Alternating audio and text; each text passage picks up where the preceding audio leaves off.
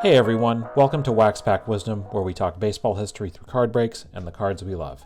My name is Jake T. O'Donnell. Today we're opening this pack of 1987 Donruss. This is a really awesome set from the junk wax era. Definitely some really big name rookie cards in this set, including Bo Jackson, Mark McGwire, Barry Bonds, Greg Maddux, Barry Larkin. We'll see what else we can find in here. This is when sort of Donruss was kind of coming into their own after, they actually did have some really great sets going into the 80s. So let's see what we get. First, the puzzle piece has a great, you get most of the face there of Roberto Clemente, who it's going to take a little while, but we will get to talking about Clemente on 59 Topps Friday at some point. But also, we're going to try to, I'm sure, talk about him before then. So nice to see a Clemente puzzle piece in there. All right, first card is John Kruk from his days with the San Diego Padres. Just one of the sort of people that made baseball fun in the late 80s and early 90s. There's this, I don't know if it's possibly apocryphal story of the time that a woman asked him, how could you be so sort of out of shape and overweight as a professional athlete? And his answer was, lady, I'm not a professional athlete, I'm a ball player. And he still is on TV, I guess, doing Phillies games, and just like a real sort of symbol of that early 90s Phillies team that went to the World Series. They lost.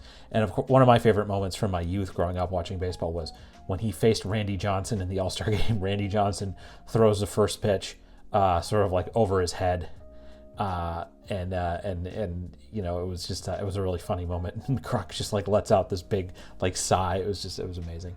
So John Kruk, fun guy, and somebody who you still see around talking about baseball today. All right, next up is Matt Young from the Seattle Mariners, who signed with the Red Sox later on, and had kind of a rough time in a Red Sox uniform. He was kind of, the Red Sox had this long stretch, and when I say long, I mean decades-long stretch. They would always go out and sign guys after they were good, and Matt Young was one of those, unfortunately. He also, I think this is honestly a pretty sad story, he had trouble throwing to bases, which is something that happens, unfortunately, to some pitchers.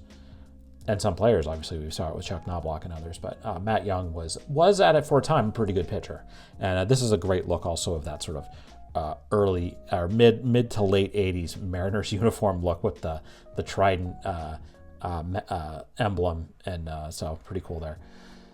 Next up is Wally Backman, who was a second baseman for the Mets. He was the pretty much the regular second baseman for the 86 Mets team, who obviously the year before this, they won the World Series. He made one of the first two outs. I believe he made the first out of the bottom of the 10th inning in Game 6, and then Keith Hernandez made the second out, and then we kind of all know what happened after that, but Wally Backman was there and, had a good career. Not a superstar by any means, but kind of a role player on some good Mets teams. Here's Ron Davis of the Cubs. This is a good stretch for the Cubs. They go to the NLCS in 1984. I think they went back again in either 87 or 88, one of those years. Ron Davis part of those teams, and with the sort of look of the sort of late 80s pitcher, guys who look like they should probably be accountants and not baseball players. There's Curtis Wilkerson.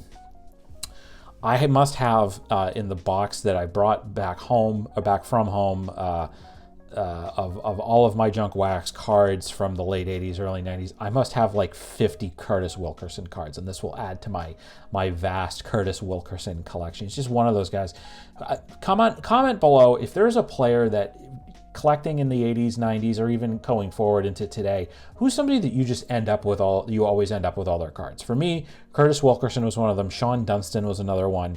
Von Hayes, like those are guys that I just have so many of their cards. And so I have another Curtis Wilkerson card to add to my vast collection. If you want any Curtis Wilkerson cards, please hit me up. All right. Next up is Mike Fitzgerald, who is a catcher for the great the Expos were not a great team at this point, but they're always a great team to me because of the uniforms and the look and feel and how much we need the Expos back. But there's Mike Fitzgerald. Let's go ahead to the next card here, and this is a Hall of Famer. The next card is Reggie Jackson. This is right at the end of the career for Reggie Jackson, who at this point was with the Angels. I either think that he had already gone back to the A's. I think he goes back to the A's at the very end of his career. It might be this year, possibly the next year. Sorry, Reggie. And spends a lot of years with the Angels. He leaves New York and signs with the Angels and is there for quite a few years. He signed a big free agent contract with the Angels. Gene Autry was the owner of the team at the time, and I obviously clearly wanted to make a splash. So he signed Reggie Jackson, and then Reggie was there for quite a few years. And I think he ends up back with the A's this year. But Reggie Jackson, I think today is remembered for sort of the big moments of his career.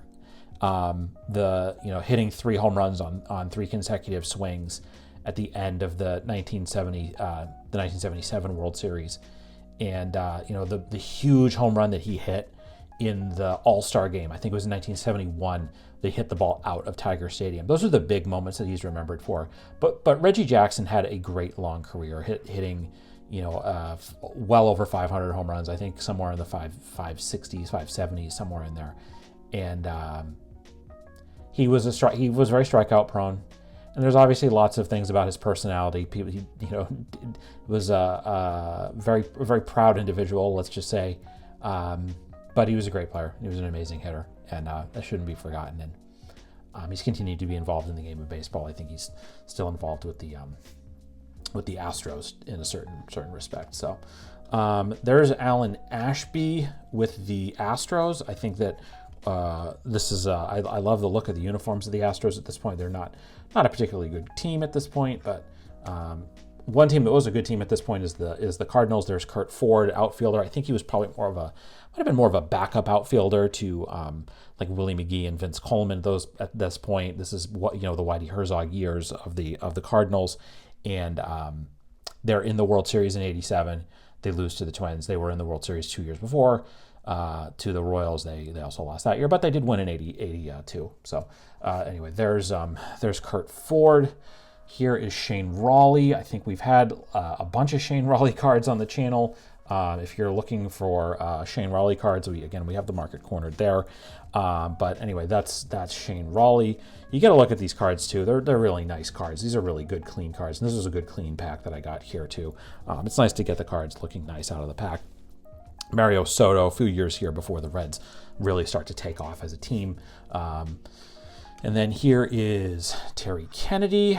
Can't say I know a lot about Terry Kennedy. And we're going to kind of just fly through this a little bit. The last 2 cards, it's Candy Maldonado was a backup outfielder. He won at least 1 World Series, I think maybe 2 with the Blue Jays in the early 90s. The last 2 are really good, renowned pitchers of the era. There's Ron Darling, a star of the '86 Mets, and somebody who you still obviously hear today. He is a national. He broadcasts Mets games. He works with Keith Hernandez and Gary Cohen, and those guys are on a lot. Well, they're on all year, obviously. And then he does national games with TBS. He's a terrific announcer. He really is. Brings sort of the sort of cerebral attitude that he always brought to pitching to the broadcast booth. But Ron Darling, I believe a Boston guy, spent some time in Boston, I think maybe in high school or college, and then great long career with the Mets, and again a star of the '86 Mets team. A little bit overshadowed by the likes of Dwight Gooden and other guys on that team, but Ron Darling was a key critical part of that. And then the last card in the pack is Bobby Witt. And now I shared a Bobby Witt card, I think in the 88 score video that we did. And one cool thing that happened during the season, if you go back and watch that was the pack that we ripped at Fenway Park, in one of the 2 packs we ripped at Fenway Park during the summer months. We pulled that card out of an 88 score pack, and his son, Bobby Witt Jr., was playing in the game. And I believe also Bobby Witt was at that game too. So next time if I'm at a Red Sox Royals game, hopefully I'll be able to get, maybe Bobby Witt will sign this card or the 88 score card for me. So, but I just want to mention, obviously, Bobby Witt was a terrific pitcher for many years in the big leagues, a lot of good years with Texas. And played around as well. I think other teams too. So anyway, so that's going to do it for this pack. I'm going to put Reggie back up there as the lone Hall of Famer we pulled from this pack. So we didn't pull any of the big rookie cards or anything like that, but this was still a really solid pack of 87 Donruss. So that's going to do it for this edition of Wax Pack Wisdom. Tell us what you thought of this break. What's your favorite card we pulled today? Do you have a story about one of the players in this pack? Leave us a comment and let us know. We'd love to hear it. If you enjoyed this video, we invite you to give it a like and subscribe to our channel so you don't miss any of our Wax Pack Wisdom content. In the video description, you can find links to where you can follow Wax Pack Wisdom on all social media channels. You'll also find a link to a list of our favorite nonprofits and charities. If you enjoyed this video, please consider a donation to one of those organizations. It would mean a lot to us. Thanks very much for watching, and we'll see you next time on Wax Pack Wisdom. Take care.